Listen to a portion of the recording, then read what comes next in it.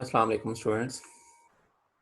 आज का लेक्चर है वीक 3 और लेक्चर हम डिस्कस करेंगे 5 एंड 6। इसमें हम डिस्कस करेंगे करैक्टरिस्टिक्स ऑफ कंप्यूटर और कंपोनेंट्स ऑफ कंप्यूटर। दो टॉपिक हैं, ठीक है। तो सबसे पहले कंप्यूटर क्या चीज़ है? Calculating device that can perform arithmetic and logical operations at high speed. It was originally invented to create a fast calculating device. Now more than 80% of what done by today's computer is data processing. Data can be either numerical or numerical or mixture of both. तो computer जो है perform करता है arithmetic और logical operations जो है वो high speed के साथ परफॉर्म करता है। बड़ी फास्ट कैलकुलेटिंग डिवाइस है, ठीक है। सेकंड्स में आपका काम कर देती है और डाटा किसी भी फॉर्म में हो सकता है, पिक्टोरियल फॉर्म में हो सकता है, न्यूमेरिकल फॉर्म में हो सकता है, अल्फाबेटिक फॉर्म में हो सकता है, ठीक है। A computer is often referred to as data processor because it can store, process and retrieve data whenever desired. ठीक है, ये डाटा प्रोसेसर भी कहलाता है। तो डाटा प्रोसेसिंग जो है वो 3 स्टेप्स पर होती है, 3 सब एक्टिविटीज पर होती है। सबसे पहले हम डाटा को कैप्चर करते हैं, फिर मैनिपुलेट करते हैं और फिर मैनेज करते हैं उसकी आउटपुट को। तो ये यहाँ पर आपको एक डायग्राम में दिखाया गया है। बेसिकली कि होता क्या है, कैप्चरिंग इनपुट डाटा मीन हम इनपुट लेते हैं किसी भी डिवाइस के जरिए, इनपुट डिवाइसेस के जरिए, ठीक है। और फिर हम उस डाटा के ऊपर जो है वो प्रोसेस करते हैं और फिर उसको जो हम इंफॉर्मेशन जो होती है ना, process form of data is called information, उसमें कन्वर्ट करके एक फिनिश प्रोडक्ट हम बना देते हैं, तो हमारे पास इंफॉर्मेशन आ जाती है। तो स्टार्ट करते हैं क्लास करैक्टरिस्टिक्स से कि कंप्यूटर की करैक्टरिस्टिक्स क्या है, खुसूसियात क्या है। सबसे पहली खुसूसियत ऑटोमेटिक है। क्या है? ऑटोमेटिक। ऑटोमेटिक से हरगिज मतलब ये नहीं है कि ये खुद से काम करना शुरू कर देता है। मीन आपने एक मशीन बना दी तो खुद से काम करना शुरू कर दी। इनिशियली इसे ह्यूमन की ज़रूरत है, इनिशियली इसे इनपुट देने की ज़रूरत है, इनिशियली इसे इंस्ट्रक्शंस देने की ज़रूरत है। उसके बाद इसे बताने की ज़रूरत नहीं कि इस टाइम आपने ये काम करना है, इस टाइम आपने ये काम करना है। जब आपने एक दफ़ा इंस्ट्रक्शन स्टोर कर दी उसके बाद ये ऑटोमेटिकली परफॉर्म करता है। ऐसा नहीं है कि without any instruction automatically perform करना शुरू कर देगा, ठीक है। तो ऑटोमेटिक जो जिस सेंस में लिया गया उसको हम देखते हैं। इसको work by self without human intervention, के बगैर आपने एक दफ़ा इंस्ट्रक्शन दे दी तो उसके बाद यूजर को बताने की जरूरत नहीं है कि आपने क्या परफॉर्म करना है, एक दफ़ा इंस्ट्रक्शन देने की दे रहा है। Computer can not start themselves and can not there find their own problem. Computer खुद से स्टार्ट नहीं हो जाता या खुद से अपना प्रॉब्लम सॉल्व नहीं कर लेता या खुद से सोल्यूशन नहीं ढूंढ लेता। पहले हमें उसे इंस्ट्रक्ट करना पड़ता है, उसे समझाना पड़ता है, उसे बताना पड़ता है, उसे इंस्ट्रक्शन देनी पड़ती है, ठीक है। Using coded instruction that specify how it will to do a particular job. तो उसको पर्टिकुलर जॉब परफॉर्म कराने के लिए उसे बताना पड़ता है, वो खुद से कुछ भी नहीं कर सकता। हाँ, आफ्टर इंस्ट्रक्शन जब हम उसे इंस्ट्रक्शन दे देते हैं तो वो खुद से काम परफॉर्म करना शुरू कर देता है। स्पीड, स्पीड जो है इसकी बहुत ज़्यादा फास्ट है। किस तरह फास्ट है कि बिलियन और ट्रिलियन ऑफ इंस्ट्रक्शन को जो पर सेकंड में परफॉर्म करना शुरू कर देता है। इस तरह इंसान की नेचर है कि इंसान की एक मखसूस स्पीड होती है किसी भी काम करने की, उससे ज़्यादा हद पार नहीं कर सकता, ठीक है। लेकिन ये जो कंप्यूटर है, एक मशीन है, तो बिलियन और ट्रिलियन इंस्ट्रक्शन पर सेकंड जो है ये परफॉर्म कर लेता है। एक्यूरेसी की बात करें तो बहुत ज़्यादा फास्ट है और एक्यूरेट काम करता है। Error can occur due to human rather than technology weakness.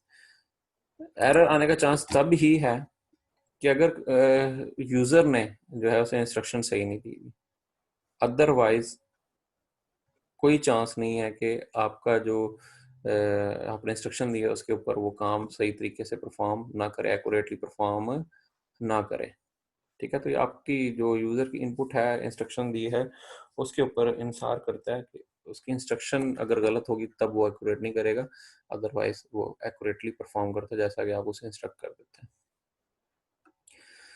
Diligence, free from monotony, tiredness, and lack of concentration.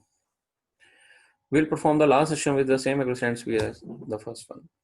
अब इसका मतलब ये है कि एक इंसान की नेचर है कि वो काम कर करके थक जाता है, या वक्त के साथ साथ इंसान जब बूढ़ा हो जाता है तो वो काम उस तरीके से परफॉर्म नहीं कर सकता जिस तरह वो पहले जवानी में करता था। तो यहाँ पर वही बात की जा रही है कि आप इससे जितने अरसे मर्जी बाद 10 साल बाद 20 साल बाद वही काम कराएंगे तो वो सेम उसी स्पीड के साथ उसी उसी एक्यूरेसी के साथ वो परफॉर्म करेगा। उसे थकावट नहीं होती। इंसान 10 घंटे 12 घंटे काम करके थक जाता है, लेकिन ये थकता नहीं है। कंप्यूटर जो है साला साल ऑन रहते हैं, ठीक है, फिर भी जो है वो थकते नहीं है क्योंकि वो जस्ट एक मशीन है। वर्सटैलिटी मीन तमाम काम करने के काबिल है, ठीक है। तकरीबन डेली रूटीन के वो तमाम टास्क परफॉर्म कर सकता है, ठीक है। कोई ऐसा काम आजकल नज़र नहीं आता जो कंप्यूटर परफॉर्म ना कर सके। रिमेम्बरिंग पावर, इसकी मेमोरी पावर बहुत अच्छी है, ठीक है। इंसान की नेचर है कुछ अरसे बाद कुछ वो बातें भूलना शुरू हो जाता है। 5 साल 10 साल 20 साल बाद वो बातें भूलना शुरू हो जाता है। जबकि रिमेम्बरिंग पावर कंप्यूटर कितनी अच्छी है कि वो जिस तरह उसने आज आपको वो रिजल्ट बता रहा है या आपको वो चीज़ दिखा रहा है, 10 साल बाद भी वो बिल्कुल उसी एक्यूरेसी के साथ with no minor change, minor सा भी चेंज नहीं होगा उसमें, उसी तरह बताएगा। न्यू आईक्यू, उसका अपना कोई इंटेलेक्चुअल लेवल नहीं होता और उसकी कोई फीलिंग नहीं होती कि वो थक जाएगा या वो टूट जाएगा तो उसे दर्द होगी, या ठीक है।